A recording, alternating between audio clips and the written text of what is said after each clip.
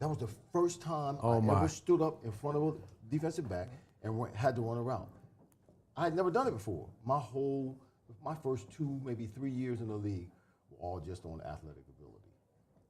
No, these cats come in now, wide receivers, they know how to run routes and the nuances and leverage and all that kind of stuff that goes along with being a successful wide receiver in the NFL at that level.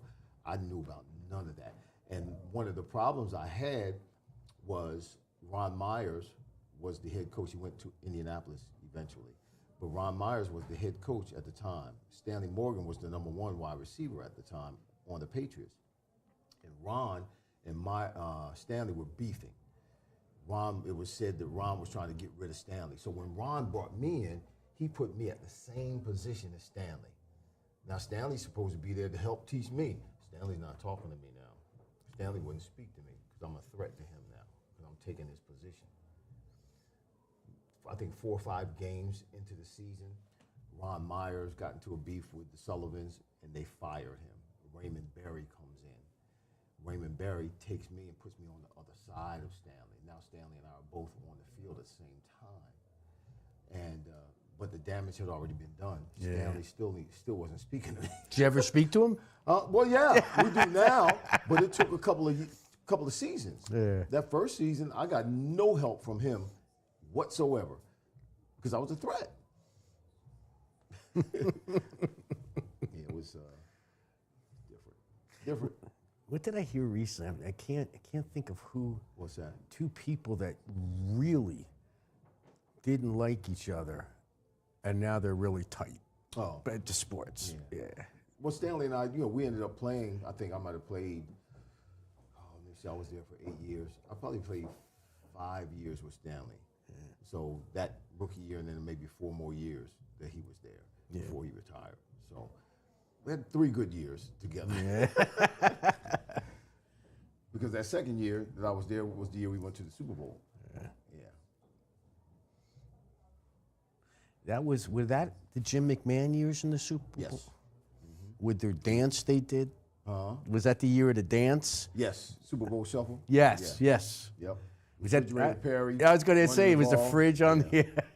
There was a whole to-do about that with Walter Payton when they got down to the goal line and they decided to give the ball to Refrigerator Perry rather than giving the ball to Walter Payton and let him score because he had never been in the Super Bowl, had never scored in the Super Bowl, and he got to the Super Bowl, but he didn't score because they gave the ball to Refrigerator Perry. Nicest man I ever met, Walter Payton. He was a great, kind man. And that's a trait that transcends everything. People don't realize the influence you have on people by just being nice, and vice versa. Right. You can be be a schmuck and have negative influence. Of course. I did a seminar the other night for a trade association, and I brought that up. That it's actually in some of my blogs. We have an influence on people, and we determine whether it's going to be positive or negative. Yeah. It's our choice. Yeah, that's right. It's our choice. You reap what you sow. Right. Here is a law. It's a law of life. Correct. You reap what you sow. If you're negative, that's what's going to come back your way. No doubt. If you're positive and helpful and serving, have a heart of servitude, that's what's going to come back. And we can all, and I know you're a much more faithful man than I am, but I've had this discussion with people. You only need the mustard seed, the Bible says. And I think the most important aspect in the Bible, other than the resurrection, which is the whole premise, is when Christ talks and touches the leper. That metaphor is we are responsible to help someone. We all can't help everybody. As Ronald Reagan said, we could all help somebody. Right. And I think that is why that's there. If everybody would help somebody, then everybody would be helped. Correct. That's all. If everybody would help somebody, everybody would be helped. Yeah. Just one. One. Everybody just help somebody. And that's why I've had that. Former NFL wide receiver. I played for the New England Patriots, the Miami Dolphins, the Philadelphia Eagles, and the Washington Redskins. I got something for you. Are you ready to transform your fitness routine? I have here introducing the new Unlimited Body Trainer. Say goodbye to your boring workouts and hello to excitement with over 150 exercises designed to strengthen your abs and your total body. Whether you're a beginner or an athlete like me, our brand new handmade grips ensure every session is comfortable and effective. Proudly made in the United States of America, this powerhouse holds up to 300 pounds. You can't get to the gym? No problem. With our Fit in 15 key sessions, you can achieve a full body workout in just 15 minutes. Experience resistance training, metabolic training, core workouts, and band training, all from the comfort of your own space. But that's not all. Our special elite gear package includes foot sliders, resistance bands, gloves, and a convenient carrying bag. Plus, don't miss out on our exclusive supplements and apparel available on our website. Lose up to 25 pounds in just 2 months. It's time to seize the moment. For men and women, for athletes and fitness enthusiasts, the Unlimited Body Trainer is your ultimate solution. Don't wait. Make the change today. To make everything easier, download the app today and unleash your potential with the Unlimited Body Trainer. Hey, what's up, everybody? My name is Irving Fryar. I am a former NFL wide receiver. I played for the New England Patriots, the Miami Dolphins, the Philadelphia Eagles, and the Washington Redskins. I got something for you. Are you ready to transform your fitness routine? I have here introducing the new Unlimited Body Trainer. Say goodbye to your boring workouts and hello to excitement with over 150 exercises designed to strengthen your abs and your total body. Whether you're a beginner or an athlete like me, our brand new handmade grips ensure every session is comfortable and effective. Proudly made in the United States of America, this powerhouse holds up to 300 pounds. You can't get to the gym? No problem. With our Fit in 15 key sessions, you can achieve a full body workout in just 15 minutes. Experience resistance training, metabolic training, core workouts, and band training, all from the comfort of your own space. But that's not all. Our special elite gear package includes foot sliders, resistance bands, gloves, and a convenient carrying bag. Plus,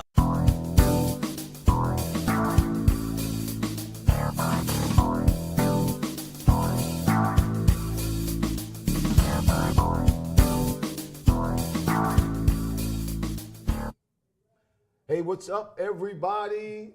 It's the Fryar Place, where the conversations are fire. We are back with another exciting episode on today. You all come on in. If you're watching, please write something in the comments. Say hello. We want you to like. We want you to subscribe. We need you to do all of that. But participate today. Any comments you might have, please throw them in the chat. Throw up a Q, semicolon.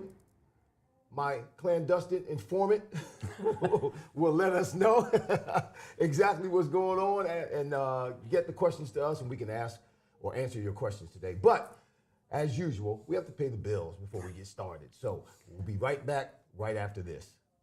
hey, what's up, everybody? My name is Irving Fryar.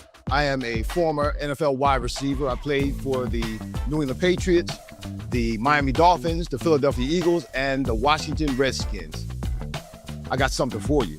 Are you ready to transform your fitness routine? I have here introducing the new Unlimited Body Trainer. Say goodbye to your boring workouts and hello to excitement with over 150 exercises designed to strengthen your abs and your total body. Whether you're a beginner or an athlete like me, our brand new handmade grips ensure every session is comfortable and effective. Proudly made in the United States of America, this powerhouse holds up to 300 pounds. You can't get to the gym? No problem. With our Fit in 15 key sessions, you can achieve a full body workout in just 15 minutes.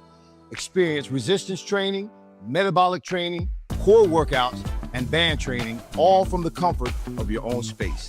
But that's not all. Our special elite gear package includes foot sliders, resistance bands, gloves, and a convenient carrying bag. Plus, don't miss out on our exclusive supplements and apparel available on our website. Lose up to 25 pounds in just 2 months. It's time to seize the moment. For men and women, for athletes and fitness enthusiasts, the Unlimited Body Trainer is your ultimate solution. Don't wait. Make the change today. To make everything easier, download the app today and unleash your potential with the unlimited body trainer. All right, we're back. Listen, I'm very excited today. We're going to get this party started. My guest today is going to be, listen, pay attention. You're going to learn something today, and you'll probably become a better person after listening to this man and what he's doing, and the information that he carries is just very, very unique. He is an author. I hear my engineer's back there messing up. It happens live. He's an author. He's a businessman. Yep. He's a financial expert. He's a professional speaker. He's just written a book or released a book, and I have a copy of the book. It's called First and 10 on the 20. Is it football or business? Is it football, business, or life? That's the title, right? That is correct. Let's bring him in. Todd A. Smith. Put your hands together, everybody. Mr. Smith is in the house. It's a privilege. They're thrilled to be here, Irving. Thanks for coming. Oh, man. Looking forward to it. You know, when I was doing research on you, you're a graduate from Montclair University. You got a degree in finance and economics.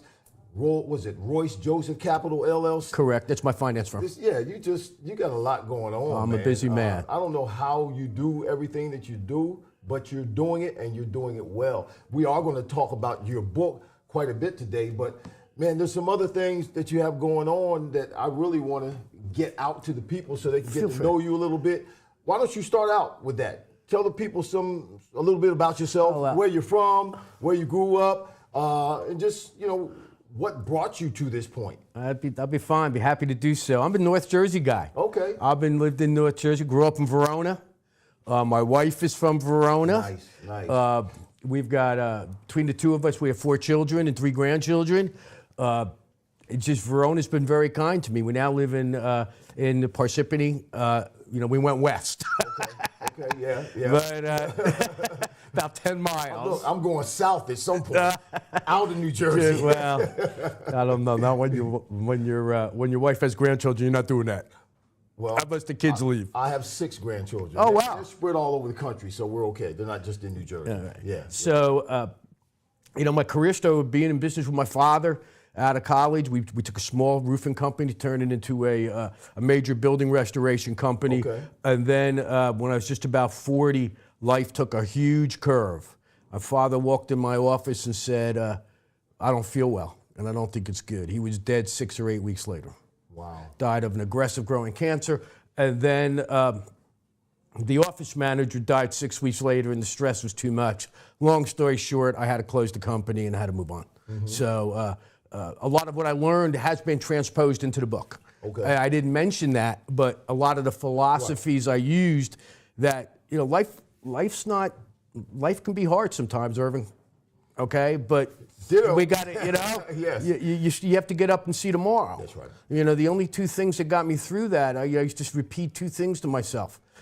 I'm going through this because someday what I've learned, someone's going to need. I'm used to repeat this, and then I used to say, it's easier for a son to bury his father than, God forbid, the father has to bury the son. Those were the 2 things day in and day out until it which took years, unfortunately. And they're both true. They're both the truth. Yeah. Yes. So that is, and then I married my wife, Nancy. She's been absolutely an incredible encourager. What I told you, I'm writing another book. And I also have a mantra in life, if I may. Okay, yes. I read a book when I was in high school called Jonathan Livingston Seagull. Jonathan Livingston Seagull. I think we've all read. There's a quote. Uh-huh. To live is the rarest thing in the world. Most people exist. That is all. Wow. And I had a poster of that growing up, and that's my mantra in life. That's why when you say, how do I keep up? I'm an insistent on diving into life and savoring it, not watching it go through, not complaining about it, even though there are bad days, don't get me wrong, but to just dive into life. That's my mantra. Talk about that. When you say dive into life, what does that look like for you? Because it's not a mantra, but I believe the same thing, that most people go through life trying to be something or somebody that they're not. Correct. And they never become the unique, valuable, original that God made them to be. Most people end up dying cheap copies. I've never heard that. That's a true point. Because right. an original is more valuable than a copy. Right. Right? So most people go through life cheap copies, trying to be like somebody else, trying to have what somebody else has, trying to act like somebody else, rather than being who they are. Finding out who they are and being who they are. And that's why the cemetery is so full of value, because many people die and take everything that they were supposed to give to the world in the grave with them. You can add that to your mantra. I could add that, but I'm not taking stuff to the grave. So there's a lot of truth of what you just said. Though I think when you're in high school and college, until you really find yourself.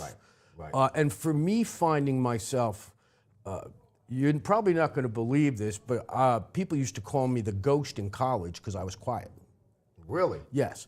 And then I spent. Well, your gift didn't arise yet. I spent 13 years studying karate as an adult, from the age about 21, 22 until my mid 30s. Then my leg, you should know, your body gives out. Mm-hmm. You know better than I. Mm-hmm. I was a weekend warrior. You were a professional, but your body gives out, and that took me out of my shell. I think my karate was as important as my college career. Okay. My college degree. Yeah. Wow. Really powerful. We're going to get to your book That's in a little bit here. And when you wrote the book, apparently you were inspired by watching football. Absolutely. A lot. And you mentioned something that we both have in common that I didn't say anything about as we were here earlier before we started the show. You were in the marching band. You played an instrument in high school. Correct. I was in the marching band in high school. No kid. And you played football too? And I played football too. I played in parades. I didn't play at halftime. But I played the trombone and I played the drums. I played the trombone from the time I was in 3rd grade all the way through high school. And I played drums when I got to high school. I took trumpet back up. Trumpet? Yes. Back up again? Yeah, I'm trying to be. How's your lip? Is your lip strong? Not yet. I tell people I play trumpet. I'm not a trumpet player yet. Okay. And you know that. There's a difference. Yes, there's a difference. There's a difference. When you're a trumpet player, you know it. And so do the people listening to you. They know it. Right. But it's the same thing being an athlete. I mean, you're obviously an incredible athlete. And then thank you. And then you're welcome. Then there's the weekend warrior. Right. Okay? Right. And people know it. If you both are on the football team playing pickup football, they'll know. Same thing playing trumpet and being a trumpet player. But I love the trumpet. Let's get to this book. 1st and 10 on the 20. Is it football or business life? Business or life? Correct. Football, business, or life? Correct. And, in reading the little bit that I read in the book, didn't get a chance to read the whole thing, but I did read I didn't bring a test. You were okay. No, it's okay. It's okay. I wrote some stuff down. You seem to marry them, and it makes sense. You marry them all together. Correct. Based on the events of football. Correct. What happens in football, the teamwork part of it, the overcoming adversity parts of it, the adjusting along the way, the planning parts of football, the players and how they need to be unified and working together. That all is applicable, not just in business, but it's also applicable in everyday life. Correct. Talk about that. What I did was, one day I was watching a football game. Being in the marching band, I watched a lot, but I continued to watch. Right. And it dawned on me, 1st and 10 on the 20 was the original touchback. They've changed it, I believe, since. And they had to go to the 30, the 40, the 50, and they had to do this incrementally. Very rarely, 1st 10 on the 20 on the first play, they're throwing an 80-yard pass. Rarely. It happens. But very rarely. Yes. And then I think to play football, to play pro ball, you have to have a tremendous amount of confidence, if not an ego. And there's nothing wrong with that. It's got to be under control. Correct. And I'm going, you've got a head coach. These players are seamlessly moving in and out. The good teams, obviously there's a few faux pas once in a while. My wife doesn't understand when there's 12 men on the field. She goes, can't they count? But they seamlessly moving out. And I'm going, how does a head coach keep 40 players organized to move in and out? And then I started looking at all the ancillary people. And then I came up with what is a football play. A football play, this is my definition, is a strategic plan designed for incremental success of gaining yardage, obtaining a first down, or scoring a touchdown knowing you have 11 obstacles in the way and the offense doesn't cower. So it's about being proactive, understanding what the obstacles are to what you want to achieve, and minimizing their effect or working around them. And those were the three things that came together that I transposed and go, there's a whole business model here. Wow. I've looked at football games, never know who won, because I'm watching it. Because you're watching it. I'm watching it from that perspective. Yes, with different eyes. And I like the way you describe the game doesn't start on defense. No. The game starts on offense. Right. The defense reacts to what the offense does, but the game doesn't actually start. It's not played unless the ball is snapped or until the ball is snapped. Correct. Until the offense makes its move. Then the defense has to react to what the offense is doing. That's a great observation. I've never heard it explained like that, but it's 100% true. And there's no obstacle if you don't do anything. If you don't do anything. You don't do there's no obstacles. That's great. Coming down here, traffic was terrible. It's Jersey. You get used to it. So how did I overcome that obstacle? I left a half hour earlier than I thought I would have to. So that I saw the obstacle. Right. I made a play. I made a decision. So that is how the whole book came about. And then I just started diving into each and every aspect of the book, into the football game. We're gonna get into some of those chapters. Have you just give us a little overview of some of the chapters? I have them written down here, the ones I want to talk about. But before we do that, I went on your website.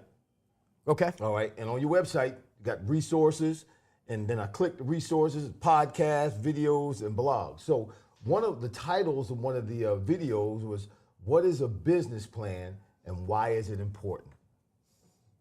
A business plan. Because you're a businessman. Right. You not just an author, you're a professional businessman, you're a financial expert, financial planner, you're a professional speaker. You speak on these types of topics, and now you put it in a book, but you're a professional at this. You started when you were younger, your father passed away, and you took the reins from there. Right. So I guess the best way to describe a business plan, would you build a house without blueprints? No, I can't build a thing. So you don't do anything without a plan. Yes. We go through school. The thing with the business plan is that we write it. All through school, someone else is writing the plan. Right. That's why it's difficult for business owners and people who may not want to own a business but want to draft a great profession and career. They have challenges with that because someone else sets the plan. When we went to college, someone said you needed so many credits here, so many credits there, so to graduate or whatever the hour credits were, I have no idea anymore. Someone else is doing the plan. That's why I speak from professional football players, we see a lot of professional football players, when they retire, they struggle. Correct. Why? Because somebody has always put the plan together for them and orchestrated for them and kept them organized and kept them in a regiment. And when all of that ends, from the time they were in high school, college, and pros, now they don't know what to do because they don't have a plan. And they don't know how to put a plan together. That's why people struggle when they retire. People struggle sometimes going, I've been reading a lot of articles and I've got friends starting to retire. And I know some of them are going nuts. They're going, I don't know what to do with myself. They're watching TV all day. You're supposed to watch TV all day. Oh, walk in, play golf or something. Well, but yes, even if you play golf. Do something. Do something. Yeah, just do something. But I've been reading a lot of people go down in the dumps. They call it depression. That's a whole different, is down in the dumps or depression. I'm not a professional to tell anyone which one it is. No, that's what I'm talking about, savoring life. I want to savor it up until somebody comes and says, Todd, today's the day.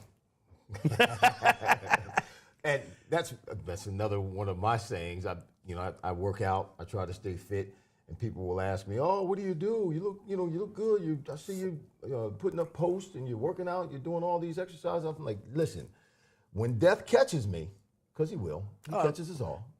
He will. Oh, there's no doubt. None of us get out alive. But when he catches me, he's going to have to rest before he catches the next. Good for you. I love that. I'm take a rest.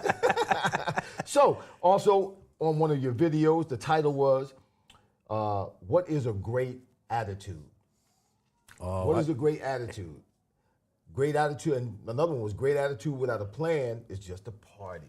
Oh, yeah, that's correct. I like that. Yeah, it comes from the like book. that. Yes. So tell everybody what your definition of a great attitude is, and then tell us a great attitude without a plan. Tell us about just that. a party. It's just a party. So a great Just having attitude. a good time. Right. A great attitude. I don't believe there is a definition. I think there are traits of people with a great attitude. Okay. First of all, I think it's a conscious decision.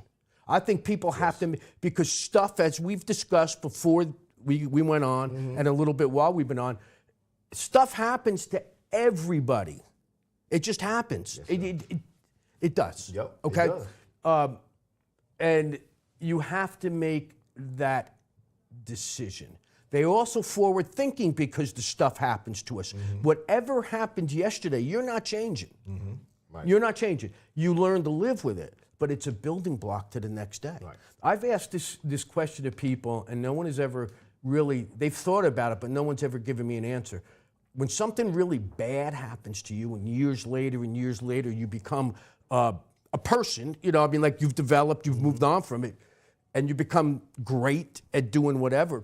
I've asked, would you be the same person if this didn't happen? So sometimes bad stuff Has to happen.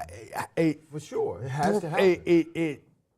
I can answer that question. Helps you. I can answer Feel that question free. for you. No, I wouldn't be who I am today if I had not gone through some of all the bad stuff that I've experienced. In my I wouldn't life. be here. I wouldn't be who I am today. I wouldn't. I'm better. That's the whole point. better. That's the Yes, whole point. we're I wouldn't be the person I am today if I didn't take a few hard hits on the karate dojo. Okay. A few hard, Right. and I wouldn't be here today if I hadn't gone through what I went through after my father died and I had to close a business. Yes. Because the wisdom I obtained, I've been able to give. Hopefully, they listened to other people. And the resilience that developed Correct. to keep going on, to keep moving forward. Didn't break me. To not stay in that moment, but yes, to live with that moment and keep moving forward. I wouldn't wish on anyone the challenge as I had and the feeling I had when I watched my father slowly die of cancer. I mean, it wasn't slow; it was 6 weeks. It was brutal. Right. I wouldn't wish. And back to the answer to your question, people with a great attitude always bring out the best in people. There are always ones that are lifted somewhere else. Just by your presence sometimes. Sometimes you're just making them laugh. Sometimes it's an encouraging word. But the most important part of those that have a great attitude is they've mastered frustration. Frustration hits all of us. All of us, yes. And I was frustrated this morning. yeah, okay. And sometimes that's probably a small one. Yeah, I don't know what went on, no, it's small, but some of them are big. And what do people do that have a great attitude mastering frustration? They spend 20% of their time recognizing and understanding the challenge, and 80% of the time seeking a solution by asking themselves solution-focused questions. There's no answer to why me. No. Why not you, right? But there's no. And you said that in your book. This book, you wrote this book to ask questions, to make people think. Oh, absolutely. Because the solutions are to all the challenges you have are in the answers to the questions. The better the questions, the better the answer, the greater the solution. And the more you learn, Oh. the more you develop, And I the more you get out of the box. I sit on board of directors. I have one board of director. They always know I've got questions. They've always, Right. not because I'm You trying. look like, oh God, Todd's here again.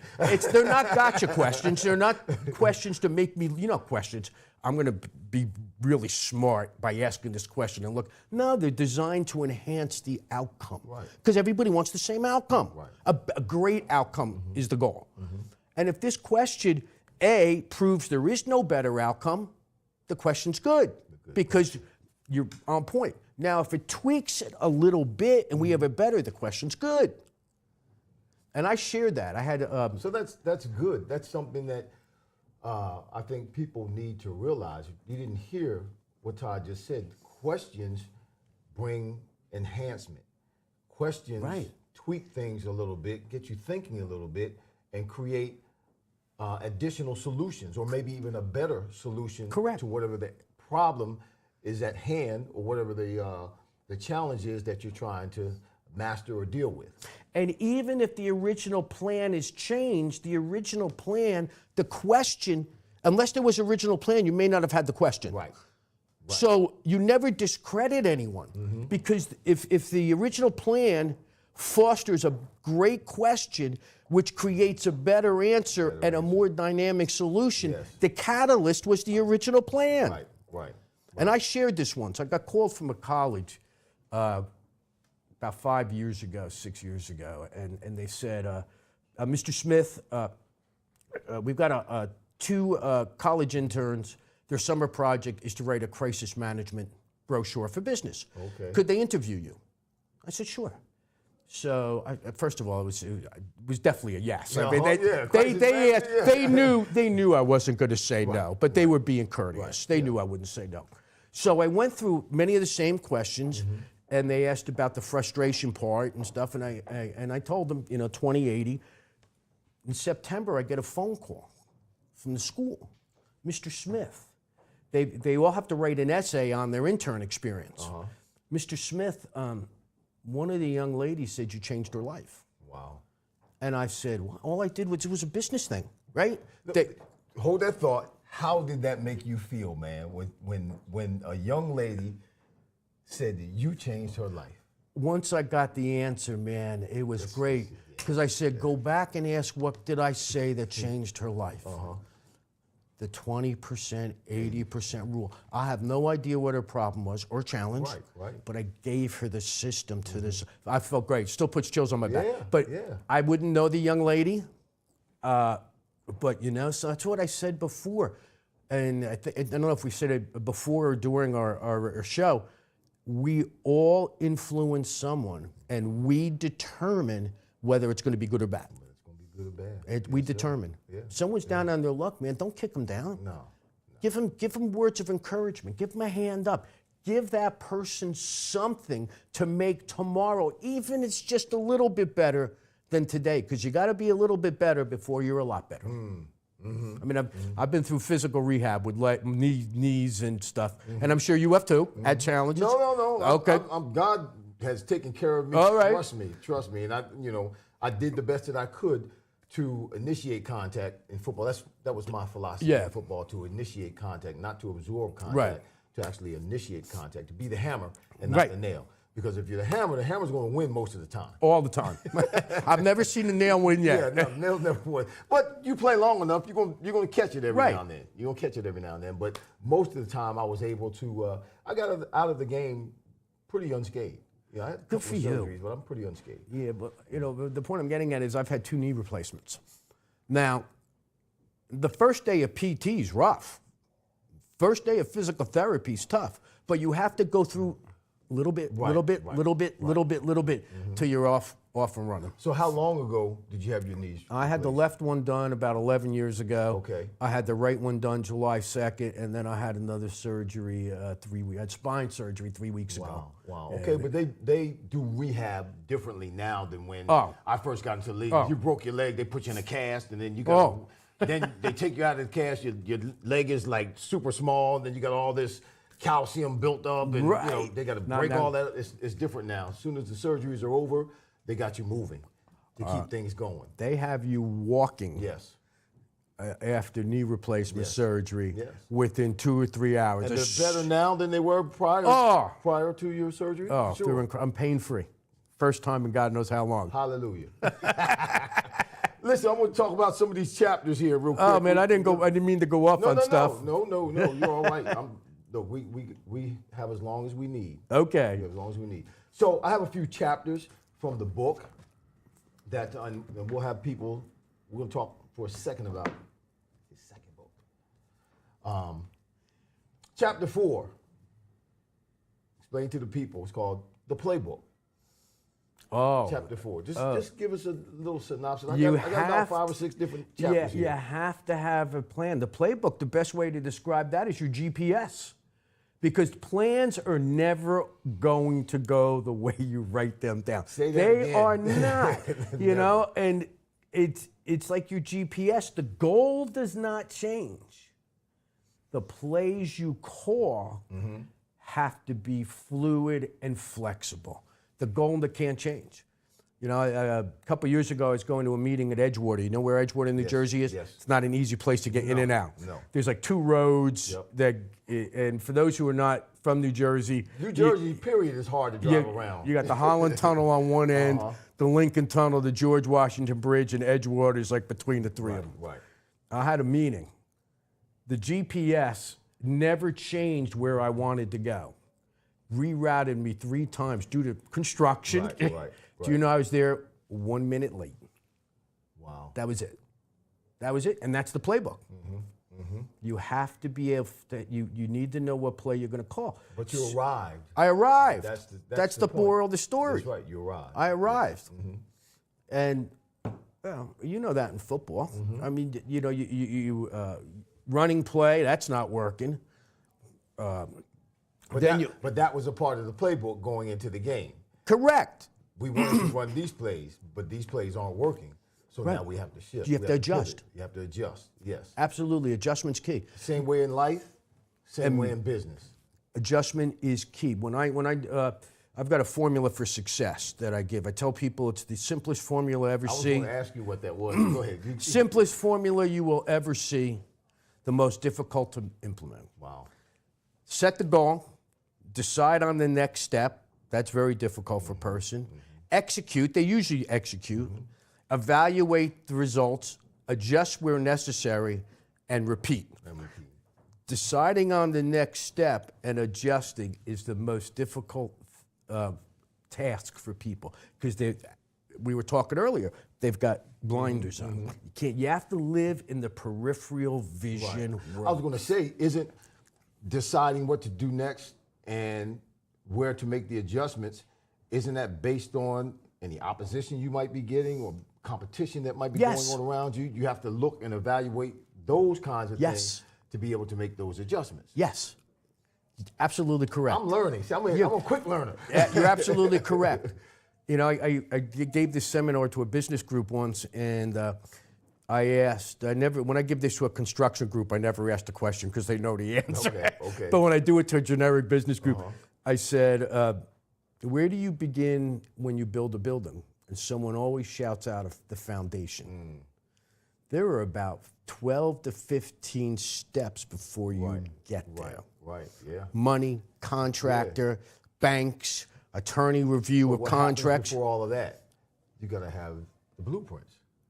All of that. There. All of that. And I always ask the question next. The next question I ask is, what would happen if you started digging a foundation on the wrong property or property you didn't own without a permit? And I said, that's what happens when you have the sequence out of whack. Wow. Okay. Playbook's important. The playbook is important. Chapter 8, halftime. Chapter 8 is entitled Halftime. I love that chapter because it's about reflection. Okay. It's about you need to take time to regroup. And in football, there's a set time to do that. It's halftime. I guess hockey, I went to my first hockey game. I went to my first hockey game just the other day when the Flyers beat the Capitals. Okay. And there were 3 periods, and I didn't realize that they have a break in between each period. Correct. And those breaks, they all get off the ice, they go inside. They're like 20-minute breaks. Yeah, and they clean the ice. Yeah, they clean the ice, but the breaks are 20 minutes. Right. But baseball doesn't have that. No, baseball's continuous. Seventh inning stretch. Right. Yeah, and they don't take that much time. It's an extra long commercial. But halftime's a time for you to reflect. Right. A time for you to take a break, and a time for you to look at what's going well and what's not going well. And you should structure your halftime. And in football, it's structured because it's a very timed game, but life's more fluid. Right. Your halftime in life could be a vacation. Okay. Your halftime in life could be taking a day and going to the shore by yourself to reflect on what you've done and then make the adjustments necessary to how you're going to finish whatever period of time. It could be a business cycle. It could be a calendar year. And that's why halftime. I think you need to take time and reflect on what you've done, what you want to accomplish, where you are, and what adjustments need to be made. Wow. That's good stuff. But you got to take time for yourself. You can't run all the time. I mean, you can't play football every Sunday, 52 weeks a year. The next 52 and the next, you have to reflect and decide where are we really playing, where are we really making strides, and where do we need work, and how can we regroup? What would you say to the person that you said you need to take time and reflect, take time for yourself? What would you say to the person that is constantly doing for others all the time and never takes the time out for themselves? That's a great question, and I've been asked that question before, and this is my answer. When you get instructions, when you're on an airplane, if the air comes down, to put yours on first, and then help the next person. Right. Because if your gas tank's not full, you can't share gas with somebody else.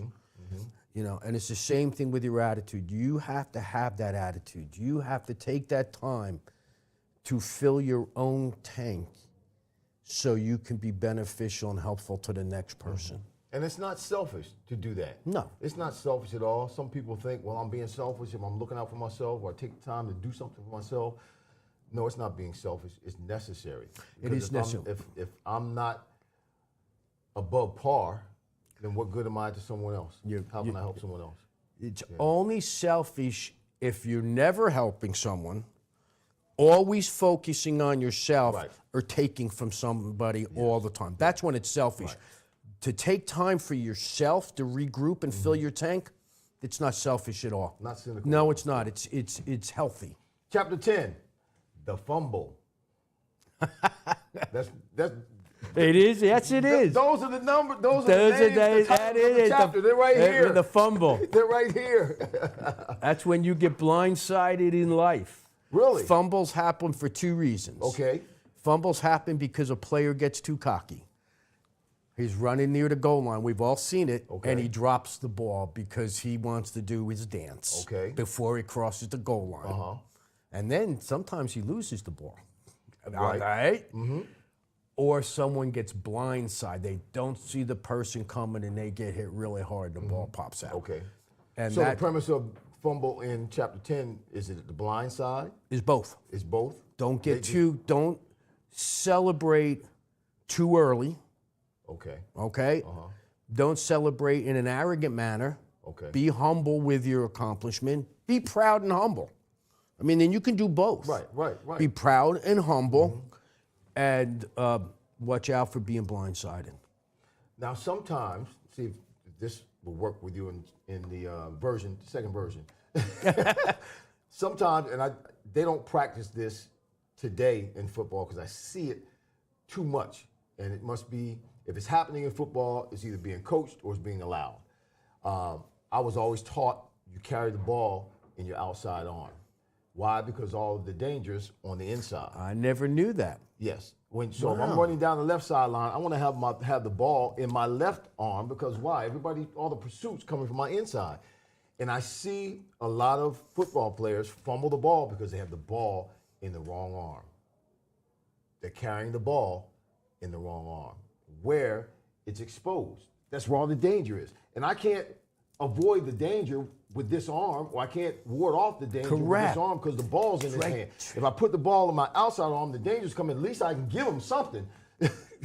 Right. So maybe you can put that in. I can put, and you know what? You know what? That just now when you're describing this, this is where my mind goes. Okay. To the chapter of preparation. Okay. No one's prepared. There you go. Okay. And the player, being a 17-year NFL veteran, somebody should have listened to that. But we did. Right, but someone they're coaching it. Right, but somewhere along the line, that information should have filtered down to today's coaches and players, because they would learn that in high school. Yes. Somebody should be teaching that in high school. Yes, that's where I learned it. High school and college. Yeah. See, that's how my mind works. You share a story, I like that. and then I go to preparation. Chapter 11: Live today while preparing for tomorrow. Correct. Yeah. Live today. Live for today, I should say, while preparing for tomorrow. Yeah, that is, tomorrow's going to come. Maybe. Well, we should plan for it anyway. Maybe you and I should have a discussion. You plan two ways, right? You plan to be here, Right. and you plan to move on. There you go. So there's Yes, sir. two parts to that, Yeah. which I never thought of till Excellent. you and I just spoke. Yep. Mm-hmm. You have to live for today. You really have to enjoy today, but you can't enjoy today so much that you're ignoring tomorrow. Or that it ruins tomorrow. Correct. Right. And you can't worry about the future so much that you're not enjoying today. So that's the concept there. It's a balance. Yes. And in certain stages of life, there's different focuses. Let's take school. You know, when you're in high school, you really should have a good time. But the bulk of high school is to prepare you for tomorrow. Right. Okay, now when you get in your profession, you're working for today, but you really should be thinking about tomorrow. Whether you want to get a different degree, you want a promotion, save for retirement, do all that other stuff. So yes, there's a distinct balance, right, all parts of life, to live for today, simultaneously preparing for tomorrow. And then when you get older, when you get my age, it's easier to live for the day because ain't a whole lot of tomorrows coming. You know, I've got a few years on you, my friend. I'm on the other side of the mountain now. Well, you know what I say about that? I'm on the back side of the mountain. Yeah. I just don't want it loaded with ice. Stop. Just want to slide real fast. Come on, man, I want to take a slow, leisurely ride down. But it's true. I mean, it's tough for a younger person, you know, coming out of high school, going into college, to work in a way to prepare themselves, seeing themselves at 60, 70 years old. Right. But I tell young people all the time that the two things that I'm mindful of is that I don't want to outlive my money. Correct. I don't want to be old and not have any money. Correct. Because that would be That's rough. devastating. That's going They're to very be rough. difficult. And I don't want to suffer and die.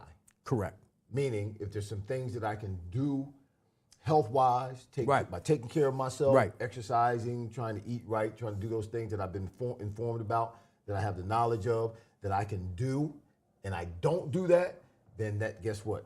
If something comes and happens to my health and I suffer and then I die, not only is that bad on my part, but that's not fair to those who will be taking care of me. Correct. While I'm suffering. Right. Before I die. Right. There's two, I saw my father die, as I said before, rapid growing cancer. That was indescribable. And my mother. I've never even heard of that. Yeah, it's an esophageal. By the time there's certain cancers that by the time you have a symptom, it's too late.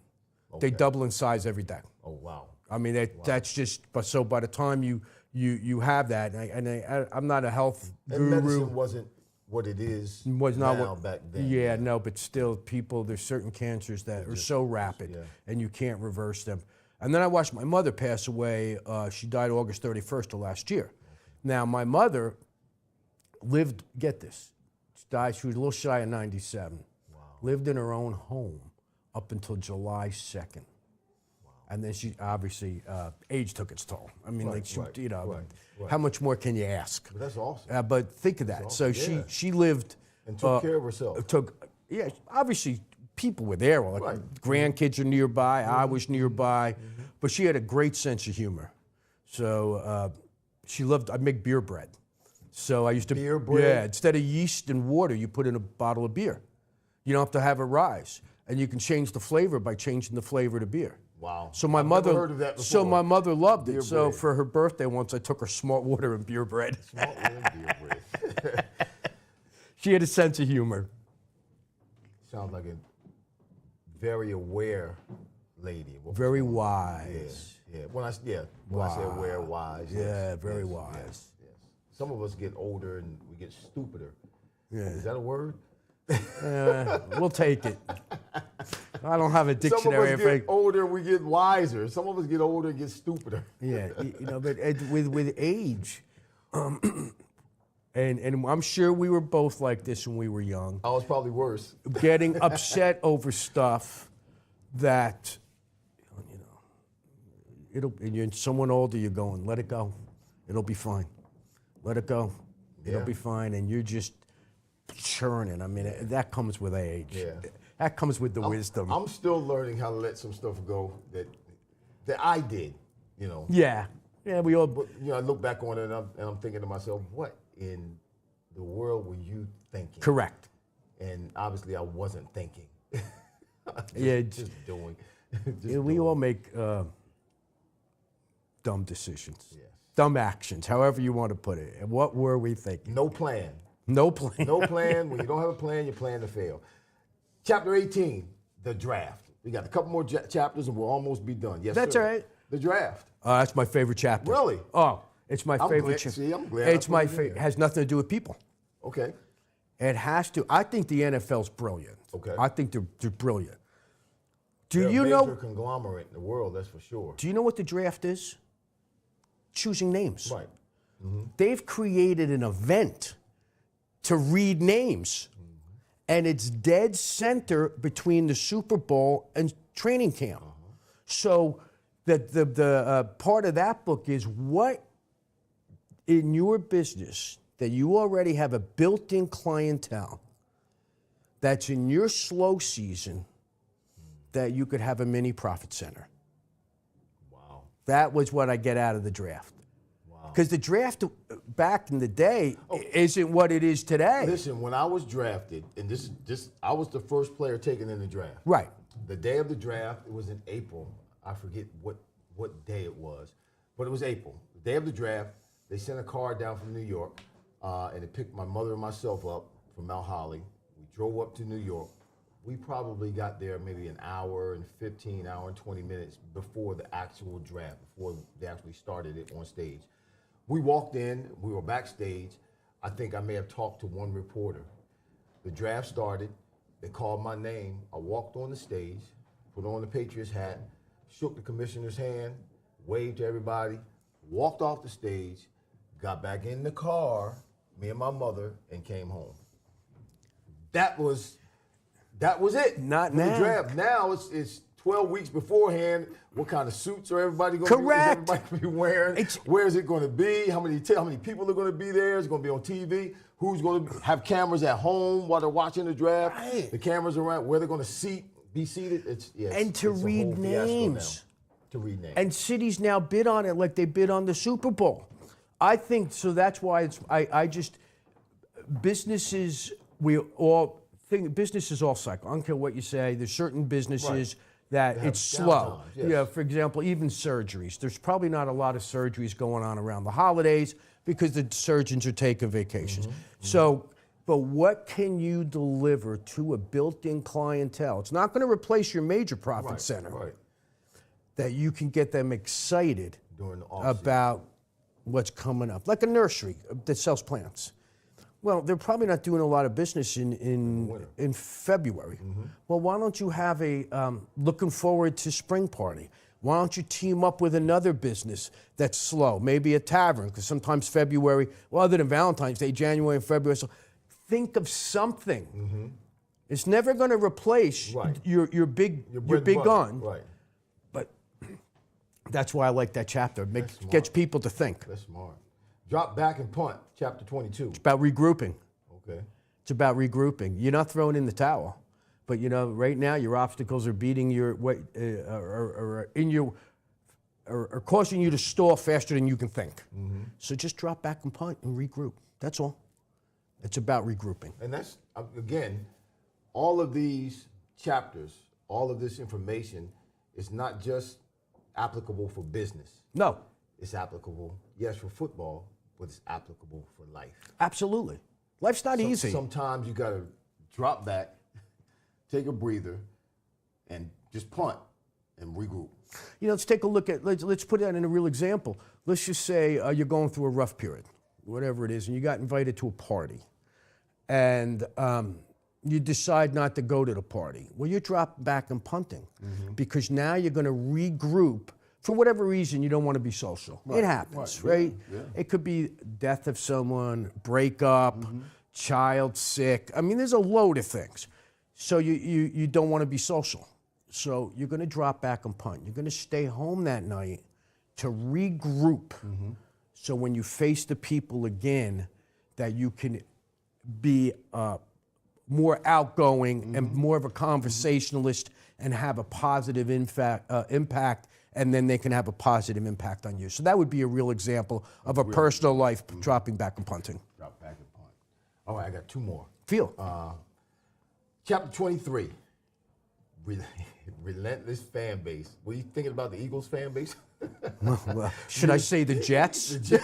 I don't know. Well, yeah, they're pretty bad. The Jets fans are pretty Jets, bad. yeah. I've been treated pretty bad by the Jets fans. Yeah, I've heard some names. Yeah, we don't want to talk about. Relentless fan base. Chapter 23. You know, the football, and all sports, man, if you've got fans, like Yankee fans, Mets fans, Devils fans, I mean, they're fans. That's what you should be striving for in business. You shouldn't just have a satisfied clientele. Okay. You want someone to really be your fan, because in the sales cycle, the way you provide your product or service, people think that the sales cycle ends with signing a contract. No. But if you can create a raving fan, a relentless fan, because you are doing your job above and beyond, that's your greatest advertisement. Right. I can say That's why it's a sales cycle. Word of mouth. Yeah. Word of mouth. Yeah. How is that applicable in life?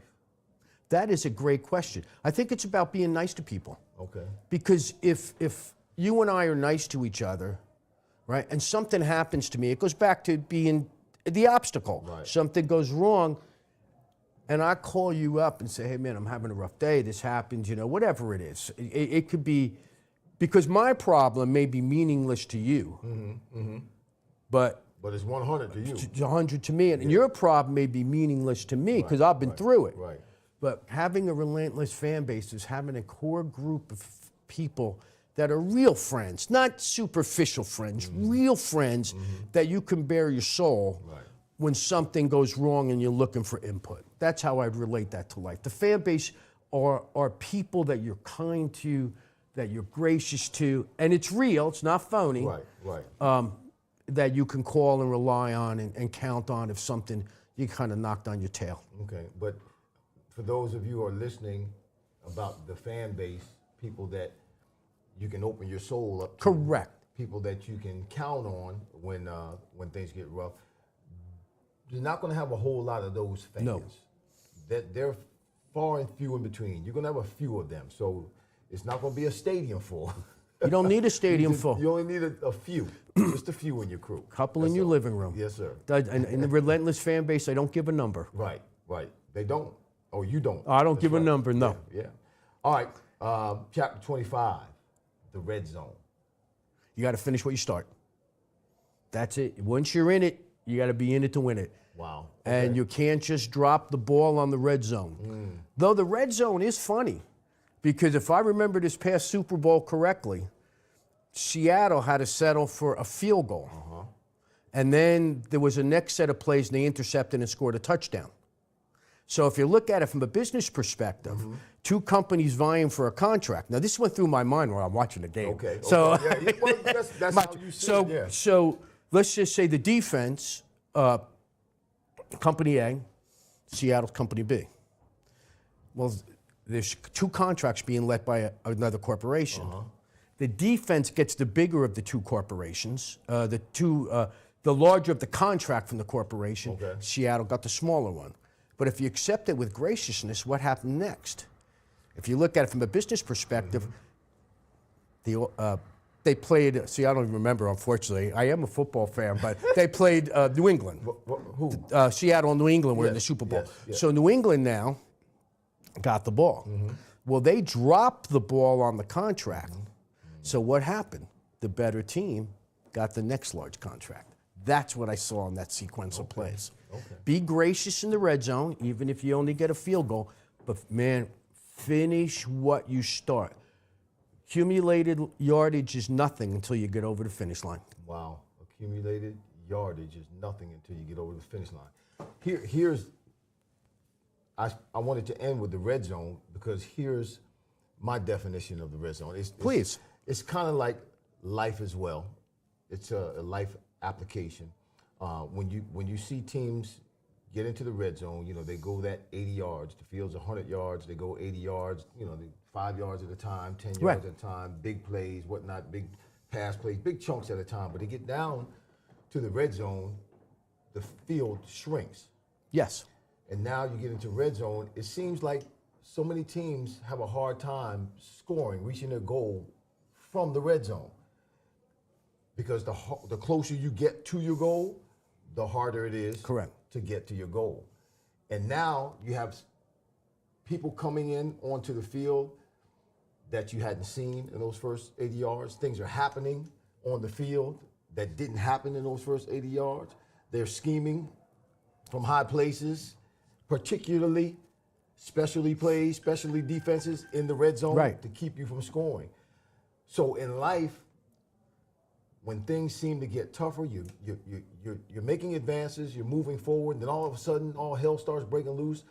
Things are happening that hadn't happened before. You're seeing things that you didn't see before, and stuff seems to be bogged down. You're in the red zone. It's getting ready to happen, because the closer you get to your goal, the harder it is to get to your goal. So you got to keep pushing. You got to keep pushing. You got to keep pressing because you're right there. You're right, and it can be hard. It can be hard. I mean, let's put that in another perspective. College. I don't have a law degree. I didn't get a doctorate. But final exams. You put in all this time, and what's a final exams? It's been a few years since I got out of college. 2 to 3 hours. Yeah, right. At least. Right. So you put in all this time. There's your red zone, man. You can't fail now. You can't fail now because that final exam is going to be a big part of the grade. So it doesn't matter that you got to the final exam. You've got to get through the final exam. So that's another part of the red zone, too. You could take all this and apply it to every part of life. And what it does, it also simplifies stuff. It doesn't overwhelm you. The objective with the book was to simplify stuff. It doesn't mean that it's still not important. It doesn't negate its importance. But it helps you to develop a clear picture of where it is you're going and what you're trying to do and how to get there. Correct. Yes, how to get there. Man, this is great stuff. Great stuff. 1st and 10 on the 20. Is it football, business, or life? That's the man right there, Todd A. Smith. I recommend, listen, I haven't read all of it yet. I'm on my way, but I recommend getting this book, whether you're trying to better your business, whether you're trying to better yourself in life, particularly if you're a football fan. Yes. This you'll see a lot come alive to you in this book when you're reading it, if you're a football fan, but you need to get and even get if a you're copy. not. And if you're not. My trumpet teacher, your trumpet teacher. Right, he hasn't seen a football game since his days in the marching band. That's not his thing, and I respect that. And he came to my book signing, and he said, I saw him a couple lessons later. He goes, Todd, I knew you were coming for this lesson, so I had to read the book. He goes, I got it, and I don't watch football. He goes, I got it. So you don't have to be a football fan to understand the book. You really don't. It's a powerful book. And I just got another gift. I Pledge Allegiance. You want to tell the people about this? Yes. I Pledge Allegiance was the first book I wrote. It's a few years old. It's a novelization of the plight of the homeless veterans in the country. So the story itself is fictitious. The facts are accurate. And I've had veterans call me that actually said, that's my story. So this book here, my wife and I have donated the proceeds to charity and then some. I sit on the board of directors of Community Hope in New Jersey. We're one of the largest not-for-profits that houses and provides support services for veterans and their families. We also house and provide the other for those who suffer from mental illness. On any given night, we are housing 80 to 100 veterans and somewhere around 70-ish. I lose, please, I don't have all the numbers exact. Those who suffer from mental illness, and that's my give back to society. Not that I felt compelled to, though when I wrote the book, that's what compelled me, if that made sense. But yeah, it's a great organization. I've been on their board now for well over 10 years. It's a great organization, and to be very frank, this is the book I'm most proud of. Oh, that's great, the book I'm most proud of. Well, we're going to stay in touch, and we're going to come support you on your big event. Thank you. That you have. Yes. Did you say it was November. November. Yep, November. We have about 1,000 people that well, it's going to be 1,001. I hope so. I hope so. I would love to have you. No, we'll be there. Well, I'd love to have you. We'll come support you. Yeah. All right. It's in New Jersey. Right. But and it's traffic, so I'm gonna get there the day before. That's fine. So I'm gonna have to deal with the traffic. Oh man, you know, I could be from my house. I could be in Greenwich Village in 35 minutes if I didn't have to deal with traffic. You have to deal with traffic. I mean, I could just like down the highway, boom, bing, bong. You know, but you got to figure 2 hours and 35 minutes. So I don't drive the man. I do not drive. When I get to heaven, I'm going to ask God, can I have my own road to drive on while I'm up here in heaven for the rest of eternity? I just want my road. Can I just drive my road by myself? I can go fast. I can go slow. Whatever I want to do. If I want to stop, I'll stop. Look, listen. Todd Smith. Oh, this right there. Todd Smith. You can find him at www.toddsmithconsulting.com. Everything's there. Yep, everything is there. I looked it up. Listen, you want to go to that website. He's got a lot of great information, great insight, more about this book. He's got videos, he's got a blog, he's got podcasts on there, man. It's just a lot of information, particularly if you're trying to start or you're trying to enhance your business. You want to go on there and maybe even contact him. Because he comes out and he speaks. He's a consultant, obviously. He's an author. He's a financial advisor, all of that. This man has got it going on, and he's an asset. He'll be an asset for you and your business. Even if you're just trying to get things together between you as a leader, if you own your company, and your employees, just getting things on track, getting to the next hurdle, going to the next level. Todd Smith, say bye to the people. First of all, I want to thank you for your time, man. It's been a pleasure. This is great, man. Thank you for the audience. This was easy. Oh. You're easy to talk to, man. Oh, but thanks for the audience for attending, for tuning in. And, yeah, reach out to me. I'm a people person, but I'd love to hear from you. Don't hesitate. My email's on my website. You want to text me? Feel free. Text me. I'll give you my phone number, 201-650. Yeah, 3820. Text me. Tell them again. Yeah, 201-650-3820. You know, because if they're a problem, I'll block them. Right? I mean, that's really the way life goes, but I have no problem sharing people because you can't get ahead if people can't reach you. You're right. You're right. I did it on the last blog. No one called. Nobody called you? You would probably get some calls. I'm telling you, you're going to get some calls. Nobody called me from the last blog, so I'm winging it on this one, too. Well, listen, we're here, Fryar Place. Again, another great show, another great guest. That's what we do. We don't bring foolishness on here. It's always a great time, informative, making things better for people. It's about the stories in life, our challenges that we have, and the triumphs that follow. That's it. Listen, we'll be back next week, next Friday, 7 p.m. with another episode with another great guest here at the Fryar Place. I'm Irving Fryar, your host, and this is the Fryar Place where the conversations are fire. We'll see you next week.